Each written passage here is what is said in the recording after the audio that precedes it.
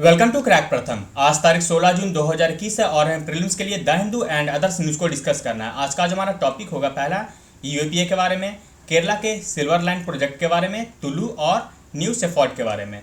UAPA यानी कि unlawful activity prevention act, यह न्यूज़ में क्यों है?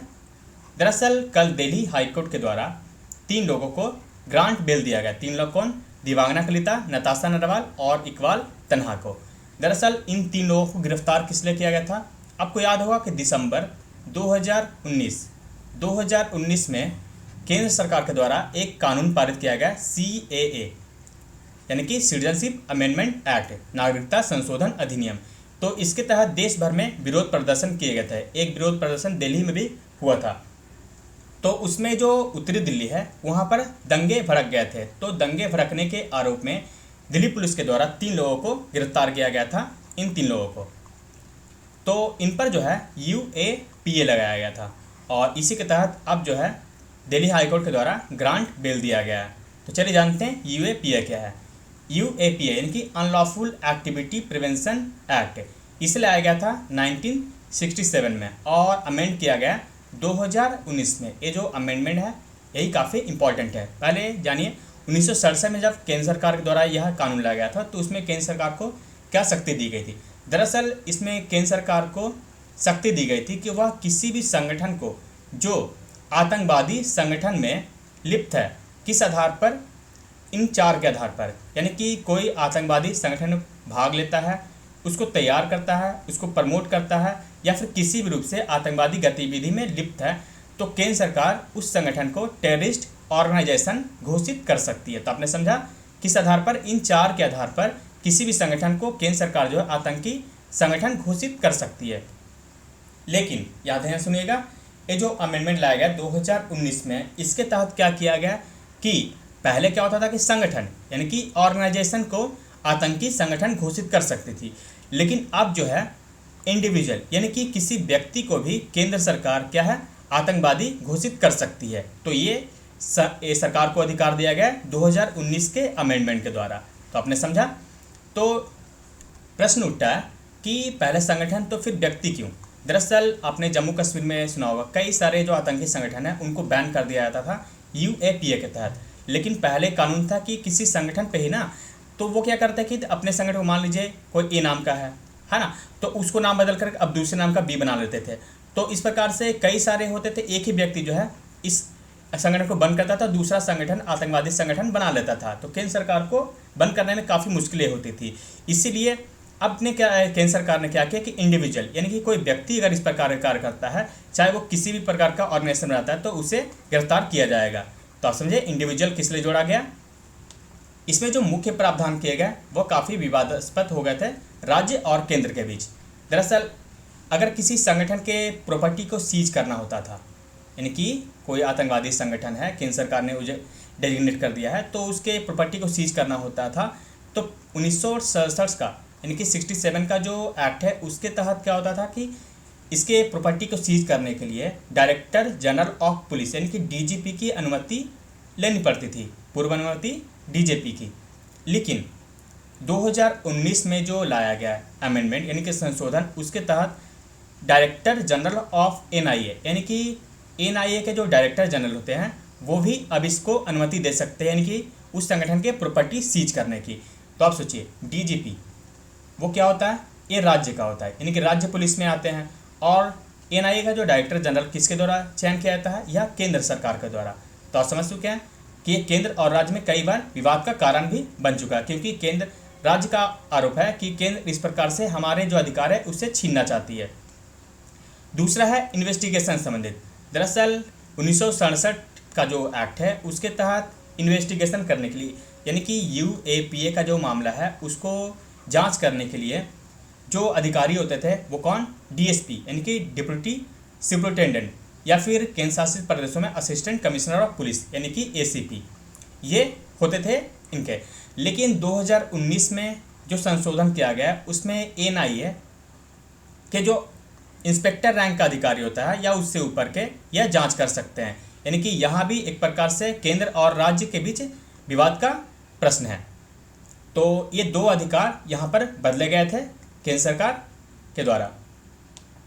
इसमें एक और फैक्ट जो है उसे भी आप जान लीजिए। यूएपीए के सेक्शन 15 है, इसके तहत अगर कोई टेररिस्ट एक्ट किया जाता है तो उसके तहत कम से कम 5 वर्ष या जीवन भर की सज़ा दी जाती है। दूसरा, अगर उस आतंकवादी गतिविधि में किसी की मृत्यु होती है तो जो पनिशमेंट यानी कि सज़ा है वो डेथ से लेकर के आजीवन कारावास तक हो सकता है।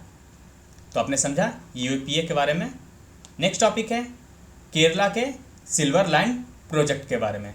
दरअसल ये जो सिल्वर लाइन प्रोजेक्ट है semi high speed railway project है, जो कि केरल के उत्तरी कासरगोड से लेकर के यानी कि उत्तर में कासरगोड जिला से लेकर के दक्षिण में तिरुवनंतपुरम तक जाता है।